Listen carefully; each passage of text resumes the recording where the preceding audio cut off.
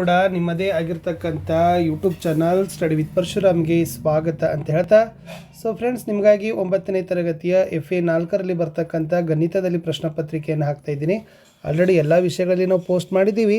So ಮತ್ತೆ ನಿಮ್ಮ ಎಕ್ಸಾಮ್ಗೆ ಯೂಸ್ ಆಗಲಿ, ಇನ್ನೂ ಯಾರ್ದೆಲ್ಲ ಪರೀಕ್ಷೆ ಆಗಬೇಕು ಅನ್ನೋರು ಚೆನ್ನಾಗಿ ನೋಡ್ಕೊಂಡೋಗಿ. ಪ್ರಶ್ನೆಗಳು ಮಾತ್ರ ರಿಪೀಟ್ ಆಗ್ತಕ್ಕಂಥ ಸಾಧ್ಯತೆ ತುಂಬಾ ಇದ್ದಾವೆ.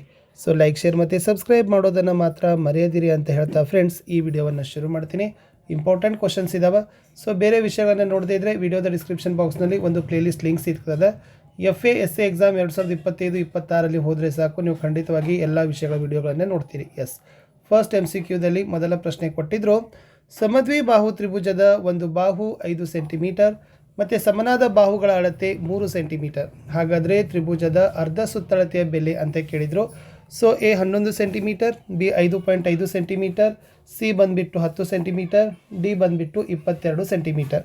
ಸೊ ದ ರೈಟ್ ಆನ್ಸರ್ ಏನಾಗ್ತದಪ್ಪ ಅಂದ್ರೆ ಆಪ್ಷನ್ B 5.5 ಸೆಂಟಿಮೀಟರ್ ಅಂತಕ್ಕದ್ದನ್ನು ಬರೆದ್ರೆ ಸೊ ನಿಮ್ಮ ಉತ್ತರ ಏನಾಗ್ತದಪ್ಪ ಅಂದ್ರೆ ಕಂಪ್ಲೀಟ್ ಆಗ್ತದೆ. ಮುಂದೆ ಹೋಗೋಣ.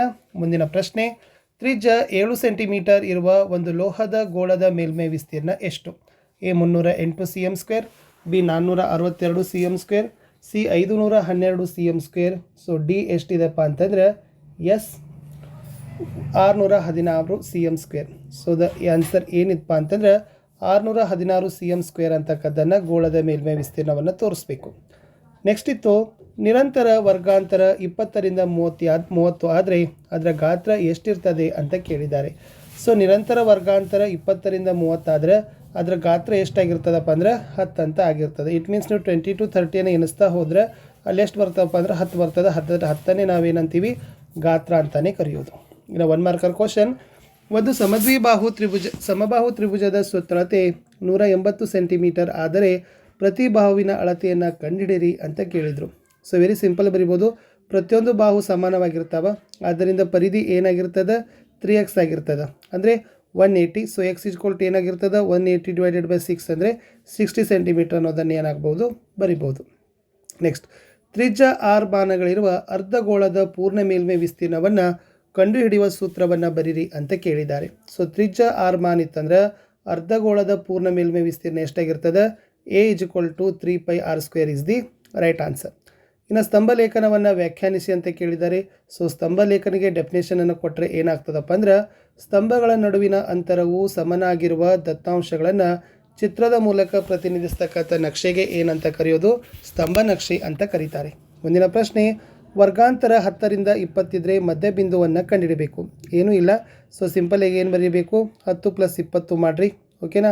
ಆಮೇಲೆ ಭಾಗಿಸು 2 ಮಾಡಿರಿ, 2 1 2 5 ಓಕೆನಾ, 2 5 10 ಆಗ್ತದೆ.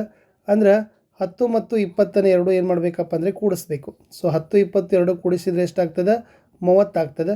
ಸೊ 30ನ್ನು 2ರಿಂದ ಭಾಗಿಸಿದಾಗ ಏನಾಗ್ತದೆ? 15 ಬರ್ತದೆ. 15ನೇ ಮಧ್ಯಬಿಂದು ಆಗಿರ್ತದೆ. ಇದನ್ನು ಹೀಗೂ ಬರಿಬೋದು: 10 11 12 13 14 15 16 17 18 19 20.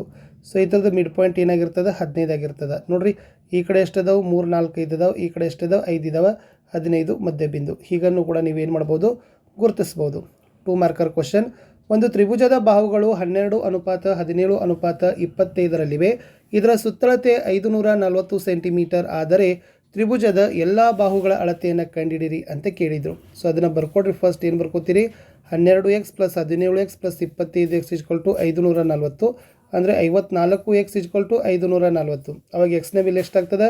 54. 54 ಅಂದರೆ 54 10. ಈ 10ನ್ನು ನಾವೇನು ಮಾಡಬೇಕು? ಬೆಲೆಯನ್ನು ತುಂಬೋಣ. 12x ಅಂದರೆ 12 × 10 120. 17x ಅಂದರೆ 17 × 10 170.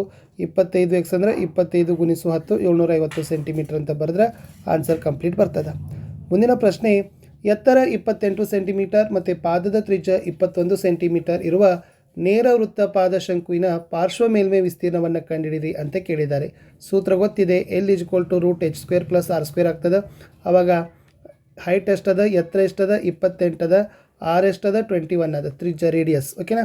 ಆವಾಗ ನೀವೇನು ಮಾಡ್ಬೋದಾಗಿತ್ತಪ್ಪ ಅಂದರೆ ಸಿಂಪಲಾಗಿ 35 ಸೆಂಟಿಮೀಟರ್ ಅದನ್ನು A = πr ಸೂತ್ರದಲ್ಲಿ ಹಾಕಿ ಆವಾಗ 22 ಭಾಗಿಸು ಗುಣಿಸು 7 × 21 ಗುಣಿಸು 35 ಬರ್ತದೆ. ಸೊ 2310 cm² ಅನ್ನೋದು ಉತ್ತರವನ್ನು ನೀವು ತೋರಿಸಬೇಕು.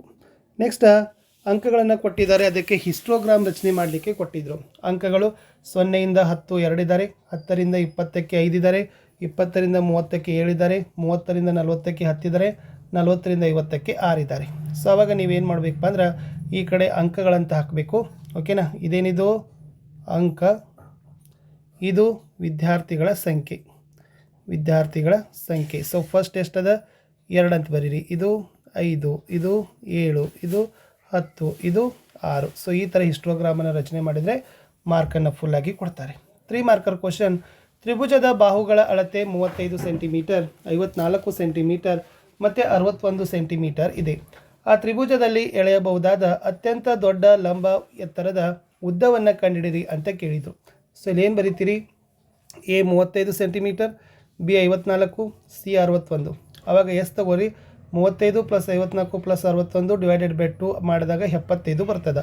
ಆವಾಗ A √s in the bracket s - a B s - b s - c ಅಂತ ಇದೆ. ಓಕೆನಾ, ಅವಾಗ ಅದನ್ನೆಲ್ಲ ಬೆಲೆಗಳನ್ನು ತುಂಬ್ರಿ, ಎ ಬಿ ಸಿ ವ್ಯಾಲ್ಯೂ ತುಂಬ್ರಿ. ಅವಾಗ ಉತ್ತರನೇ ಎಷ್ಟಾಗಬೇಕಪ್ಪ ಅಂತಂದರೆ ಎಸ್ 24√5 ಸೆಂಟಿಮೀಟರ್ ಅಂತ ಬರಬೇಕು.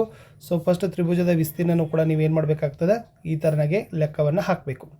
ಇನ್ನು ನೆಕ್ಸ್ಟ್ 4 ಮಾರ್ಕರ್ ಕ್ವಶನ್ಸ್ಗೆ ಬರ್ತೀನಿ. ಒಂದು ಗೋಳದ ವ್ಯಾಸ 25% ಕಡಿಮೆ ಮಾಡಿದೆ, ಅದರ ಪಾರ್ಶ್ವ ಮೇಲ್ಮೈ ವಿಸ್ತೀರ್ಣ ಶೇಕಡ ಎಷ್ಟು ಕಡಿಮೆ ಆಗ್ತದೆ ಅಂತ ಕೇಳಿದರು. ಸೊ ಗೋಳದ ವ್ಯಾಸ ಡಿ ಆಗಿರಲಿ, ತ್ರಿಜ್ಯ r1 = d / 2. ಆವಾಗ ಈ ಥರ ಹಾಕ್ಕೊಡ್ರಿ. ಸೊ ಒಂದು ಗೋಳದ ವ್ಯಾಸ 25 ಕಡಿಮೆ ಮಾಡಿದಾಗ ಅಂದರೆ ತ್ರಿಜ್ಯ r2 = d / 2, ಅಂದರೆ 1 - 25 / 100 = 3 / 8d ಆಗ್ತದೆ. ಆವಾಗ ಗೋಳದ ಪಾರ್ಶ್ವ ಮೇಲ್ಮೈ ವಿಸ್ತೀರ್ಣ s1 = 4πr²1 = 4π d / 2 whole square =πd². ಆವಾಗ ತ್ರಿಜ್ಯ ಕಡಿಮೆಯಾದಾಗ ಗೋಳದ ಪಾರ್ಶ್ವ ಮೇಲ್ಮೈ ವಿಸ್ತೀರ್ಣ ಆಗ್ತದೆ, ಅದು 9/16 πd² ಆಗ್ತದೆ. ಕಡಿಮೆಯಾದ ಗೋಳದ ಮೇಲ್ಮೈ ವಿಸ್ತೀರ್ಣದ ಶೇಕಡ ಮಾಡಿದಾಗ ಸೊ ಟೋಟಲ್ ಎಷ್ಟು ಬರಬೇಕಪ್ಪ ಫ್ರೆಂಡ್ಸ್? 43.75 ಅಂತ ಬರಬೇಕು. ಇಷ್ಟು ಈ ಒಂದು ಪೇಪರನ್ನು ನೀವೇನು ಮಾಡಿ ಅಂದರೆ ಮಾಡೆಲ್ ಆಗಿ ತೊಗೊಂಡ್ರಿ. ಸ್ವಲ್ಪ ನಾವು ಕ್ವಶನ್ ಏನು ಮಾಡಿದ್ವಿ ಅಂದರೆ ಹಾರ್ಡ್ ಹಾಕಿದ್ದೀವಿ, ಡಿಫಿಕಲ್ಟನ್ನು ತೊಗೊಂಡಿದ್ದೀವಿ.